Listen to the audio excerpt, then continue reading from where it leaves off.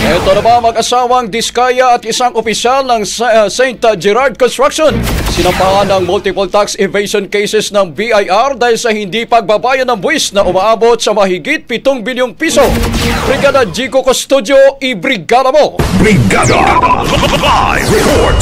Nagsampa ng multiple tax evasion cases ang Bureau of Internal Revenue laban sa mag-asawang Curly at Sara Diskaya at isang opisyal ng St. Gerard Construction General Contractor and Development Corporation dahil sa umano'y hindi pagbabayad ng buwis na umabot sa mahigit 7.1 billion pesos.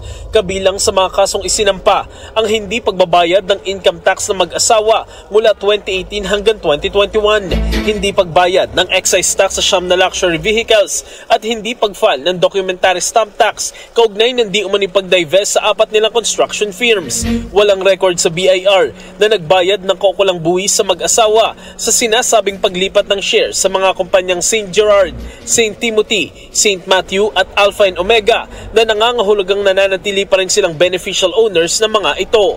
Tiniyak naman ng BIR na magpapatuloy ang investigasyon sa iba pang kumpanya at kontratista na posibleng sangkot sa mga anomalya sa flood control projects. Ayon kay Commissioner Romeo Lumagi Jr., ang mga kasong ito ay simula pa lamang. Aniya, kapag natapos na ang kanilang audit sa mga kumpanya ng mga Diskaya, inaasahan na madaragdagan pa ang mga kasong isasampa. In the heart of changing lives, ako si Brigada Jigo Custodio ng 105.1 Brigada News of Manila, the Music News Authority. Ang bahaging ito ay hatid sa atin ng Guard C Plus with Zinc Capsule. Always protektado ang kalusugan.